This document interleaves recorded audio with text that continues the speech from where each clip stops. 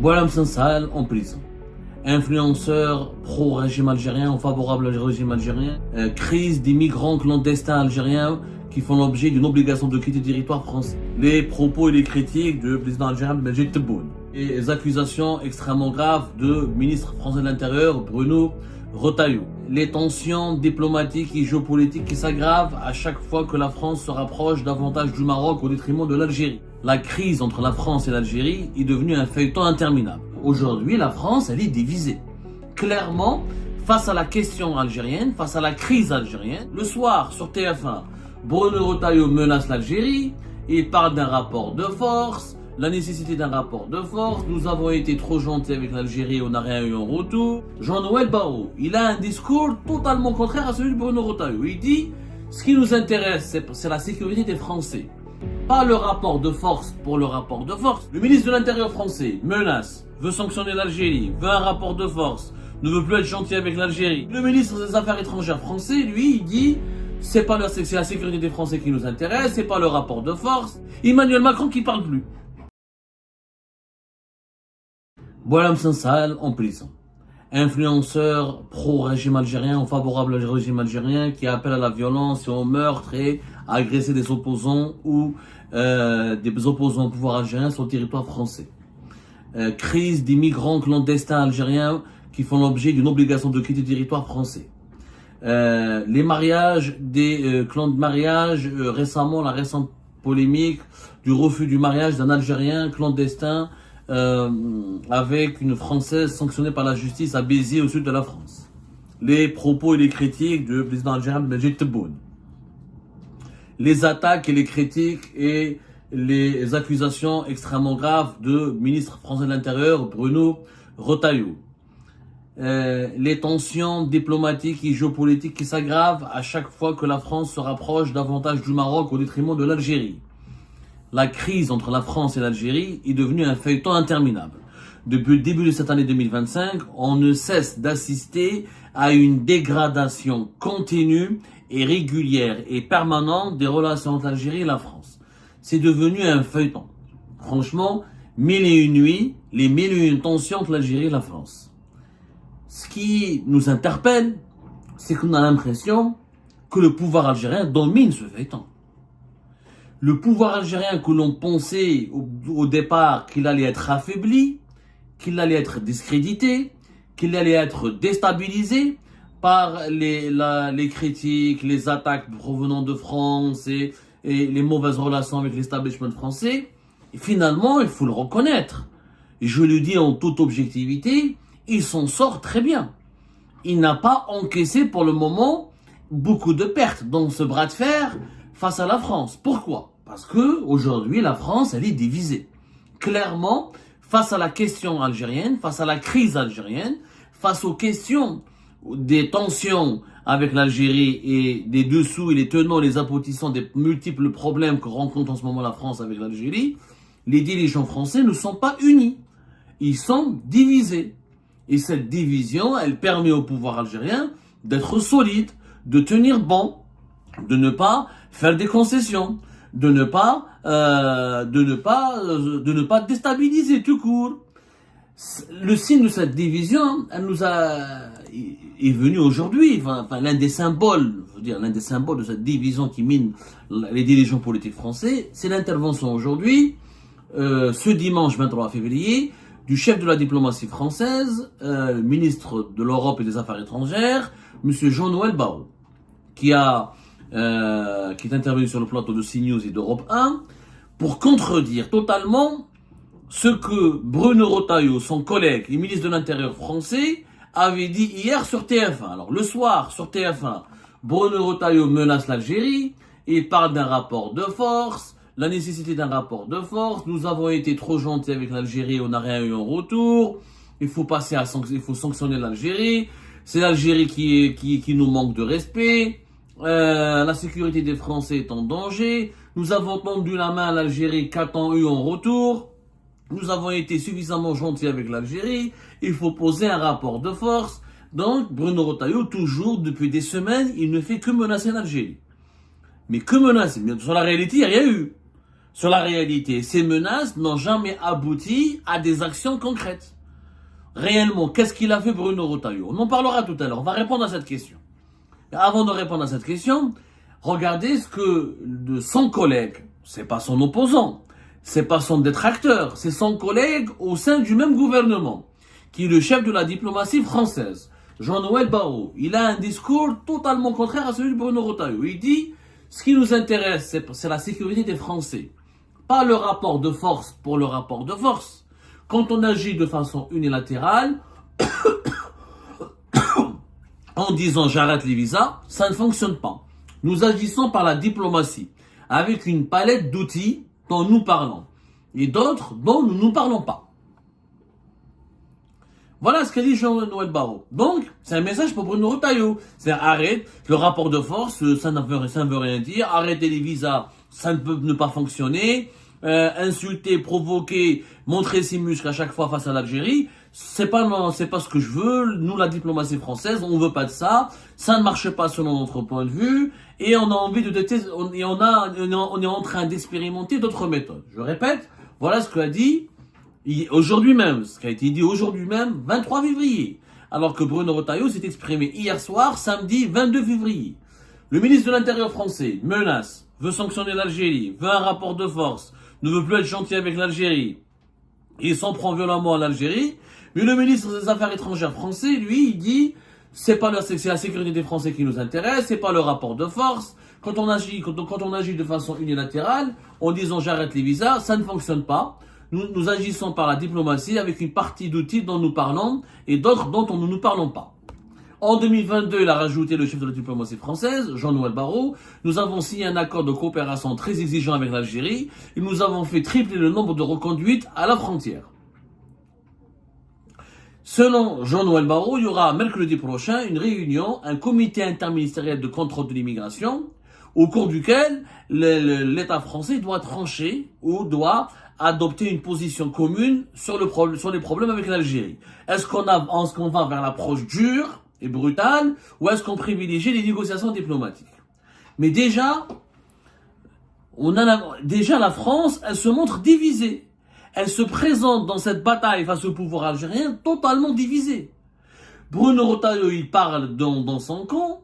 Le chef de la diplomatie française, son collègue Jean-Noël Barrot, il a un autre son de cloche. Le Premier ministre François Bayrou ne parle même pas. Emmanuel Macron qui parle plus. Emmanuel Macron n'a plus parlé de l'Algérie depuis début janvier 2025, quand il a accusé le régime algérien ou le pouvoir algérien de se déshonorer. Il a parlé de déshonneur lorsqu'il a qualifié de déshonneur le maintien en détention de Boualem Sansal. Mais depuis la première semaine de janvier, c'était le 5 janvier 2025, depuis le janvier 2025, plus aucune prise de parole d'Emmanuel Macron au sujet de l'Algérie. Donc, l'establishment français est complètement divisé, il est en panique. Il n'est pas suffisant. La France d'aujourd'hui n'est clairement pas unie, ni forte. Elle ne parle pas de la même voix. Et les dirigeants français ne sont pas d'accord entre eux. Ils n'ont pas la même approche. Chaque dirigeant privilégie notre approche par rapport à l'Algérie, par rapport aux autorités algériennes. Qui est gagnant dans cette histoire? C'est le pouvoir algérien. Le pouvoir algérien se frotte les mains. Le pouvoir algérien, d'ailleurs, il utilise ses divisions. Regardez la stratégie intelligente du pouvoir algérien. Elle est machiavélique. Le pouvoir algérien, il est machiavélique. Les gens ne le connaissent pas. Le sous-estiment. Le prennent pour un pouvoir faible, isolé. Pour un pouvoir débile, médiocre. Ce qui n'est pas le cas. Le pouvoir algérien est extrêmement machiavélique. Il ne montre pas ses atouts. Il ne montre pas toute sa force machiavélique. Il se fait passer pour un régime de fous pour un régime de fous et d'insolents et pour un régime qui est capable de tout et de n'importe quoi. Mais au contraire, tout est calculé. Le régime algérien, pour le moment, dans toutes ses communications, dans toutes ses attaques, dans toutes ses prises de position, il l'attaque, il fait une offensive uniquement contre Bruno Retailleau. Aujourd'hui, il y a un problème entre Bruno Retailleau et l'Algérie. Mais on n'a pas l'impression qu'il y a un problème entre la France et l'Algérie. Toutes les crises actuelles concernent le secteur de Bruno Retailleau.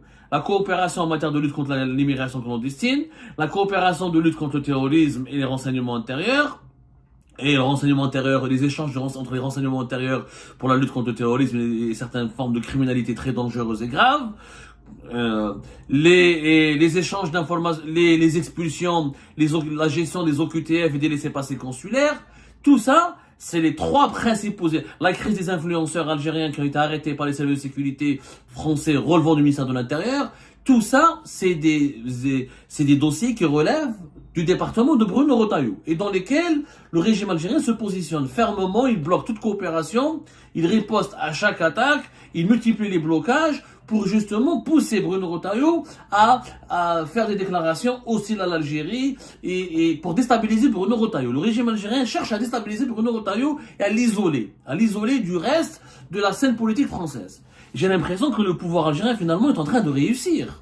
Il y a de cela quelques jours, j'avais critiqué le régime algérien et le pouvoir algérien en disant que continuer à attaquer Bruno Retailleau, c'est de lui faire cadeau, c'est de lui donner raison, parce que ça permet de faire exploser sa popularité, lui qui est candidat pour devenir plus tard, en 2027, potentiellement candidat aux élections présidentielles françaises. Il est candidat à la présidence des Républicains, un parti politique de la droite française, qui est le deuxième parti le plus important de la droite, les droites dures, après le Rassemblement national qui est de l'extrême droite. Il y a des élections qui sont en train de se jouer. Contre son concurrent, c'est Laurent Wauquiez. Et dans les sondages, Bruno Retailleau, grâce, entre guillemets, à cette crise avec l'Algérie, effectivement, il est de plus en plus populaire. Ceci dit, cette popularité risque de s'effriter si les Françaises et les Français se rendent compte que finalement Bruno Retailleau ne fait que parler. C'est un homme de parole, comme disait la chanson d'Alida, parole, parole, parole. Il fait que dire et promettre, il n'applique rien. Parce que pour le moment, face au régime algérien, face au pouvoir algérien, Bruno Retailleau n'a rien obtenu. Sur l'affaire de Doualem, il a été désavoué. Sur l'affaire des influenceurs, l'influenceur Doualem, il a été désavoué par la justice française. À chaque fois qu'il veut expulser un migrant dangereux vers l'Algérie, l'Algérie le renvoie. Il se retrouve encore en France et lui n'arrive plus à le gérer, il sait pas quoi faire après. Sur l'affaire de la lutte contre les échanges sur les laissez-passer consulaires, il n'a pas fait plier l'Algérie, il n'a pas fait plier le pouvoir algérien. Et en matière de lutte contre le terrorisme et de criminalité dangereuse, il n'a pas fait plier le pouvoir algérien, parce que le pouvoir algérien le dit clairement, Abdelmadjid Tebboune l'a dit clairement le 2 février dernier, dans les colonnes du quotidien. Nous, tout ce qui relève de Bruno Retailleau, on ne traite plus avec lui, on ne veut plus lui parler. En fait, le pouvoir algérien est en train de pousser la France à faire un choix. Ou vous voulez vous réconcilier avec l'Algérie, donc vous devez dégager Bruno Retailleau, le mettre à l'écart, ou lui enlever tous les dossiers de coopération avec l'Algérie, ou on reste comme ça dans cette impasse, et vous vous débrouillez entre vous. Nous, on ne veut plus jamais coopérer, on ne veut plus collaborer avec la France sur les dossiers de sécurité nationale qui ont un impact important sur la situation, sur l'électorat français. Parce que les thèmes de l'immigration, la relation entre l'immigration et l'insécurité en soi et la lutte contre la délinquance, ce sont des thèmes qui jouent un rôle important lors des élections françaises. Et comme il y a des échéances électorales importantes en France d'ici 2027, avec le choix du successeur d'Emmanuel Macron, c'est la France qui est la plus fragile finalement. C'est elle qui est fragilisée davantage par cette crise. L'Algérie n'est pas une démocratie. Le pouvoir algérien n'a pas à s'encombrer, il n'a pas besoin de sondage. Abdelmadjid Tebboune a été réélu pour 5 ans encore jusqu'à 2029. Il n'y a pas de démocratie, il n'y a pas des élections et des échéances électorales importantes. L'opinion publique algérienne n'est pas impliquée dans les échéances électorales parce que le vote en Algérie, très peu d'Algériens et d'Algériens votent, ça on le sait très bien. Et les décisions en Algérie ne sont pas issues des processus électoraux. Les décisions les plus importantes du pays sont prises lors d'un rapport de force qui évolue entre les différentes, lors des aboutissements, lors des conclusions des rapports de force entre les différents composants du pouvoir algérien. Donc le pouvoir algérien n'a pas de pression. Il n'est pas sous pression. Il n'est vraiment pas sous pression. Et il a bien compris qu'il y a des divisions au sein de l'État, de l'establishment français, et que Bruno Retailleau, il fait de la communication. Mais pour le moment, il n'a rien fait contre le régime algérien, mais à part une seule action, mis à part l'expulsion du chef de on en a parlé le 14 février dernier, pas l'expulsion, le refoulement, voilà, il a été refoulé, pas expulsé, refoulé, de l'ancien chef de cabinet Abdelmadjid Tebboune, Abdelaziz Khelaf. rien n'a été fait contre les dirigeants algériens. Les dirigeants algériens, ils ont toujours leurs biens en France, leurs enfants qui étudient en France, leur train de vie en France, leurs intérêts en France. Rien, les intérêts des dirigeants algériens n'ont pas été touchés, n'ont pas été torpillés. Khelef, Abdelaziz, il a sa fille qui est là, il avait des biens immobiliers en France, etc. Il est venu, on l'a retardé, on l'a ralenti à l'aéroport d'Orly. On lui a demandé de passer une nuit, de quitter le pays parce qu'il n'avait pas certaines pièces justificatives comme une assurance voyage et un certificat d'hébergement. C'était une riposte forte, effectivement, de la part des autorités françaises, mais c'était la seule riposte. C'était la seule riposte. Aucun autre dirigeant algérien n'a été victime d'une brimade ou d'un mauvais traitement ou d'un rejet de la part des autorités algériennes françaises. Pourquoi? Parce que le régime algérien l'a anticipé. Abdelaziz Khelef, c'est l'ancien chef de cabinet. Donc il n'est plus en fonction. Mais je peux vous assurer, nous avons confirmé l'information, pour tous les responsables du régime de pouvoir algérien qui sont en fonction, on leur a donné une instruction claire, nette et précise de ne plus venir en France en ce moment. Et de ne pas transiter par les aéroports français ou par le territoire français pour aller à l'étranger en mission, même s'il s'agit d'un séjour privé. Comme ça, le régime algérien l'a anticipé. Il sait très bien, il a des informations qui affirment que les autorités françaises pourraient ou risqueraient de malmener ou de refouler ou d'interdire l'accès au territoire français à un certain nombre de responsables algériens. Donc, il a pris ses devants. Il a pris ses précautions, plutôt. Voilà. Il a pris ses précautions. Donc, on a réellement dans cette bataille, dans cette guerre algéro-française, guerre diplomatique et politique pour le moment, heureusement, j'espère qu'elle ne va jamais dégénérer, je pense qu'elle ne va jamais dégénérer, parce qu'il y a trop d'intérêts en commun. Justement, parce qu'il y a trop d'intérêts en commun, c'est le pouvoir algérien qui est en force. La vérité, Madame Lomuelo, Bruno Retailleau, depuis 2 mois, il menace. Vous connaissez le patrimoine des dirigeants algériens. Vous connaissez les amis des dirigeants algériens en France. Vous connaissez leurs biens, leurs appartements, leurs comptes bancaires. Les Français savent tout. Mais rien n'a été fait. Pourquoi? Parce qu'il n'y a pas de consensus. Bruno Retailleau fait cavalier seul. Il n'a pas ni la bénédiction d'Emmanuel Macron, ni celle du Premier ministre, ni celle du chef de la diplomatie française. Il n'a pas à lui seul il ne détient pas à lui seul tout le pouvoir pour sanctionner les dirigeants algériens. Et ben voilà les amis, c'était ça. Je vous remercie comme d'habitude pour avoir suivi cette vidéo jusqu'à la fin. N'oubliez pas de nous laisser vos commentaires, vos réactions et vos likes sur cette vidéo et de vous abonner à la chaîne si vous n'êtes pas encore abonné. Et ben, je vous remercie aussi pour votre soutien à notre chaîne, ça fait vraiment plaisir.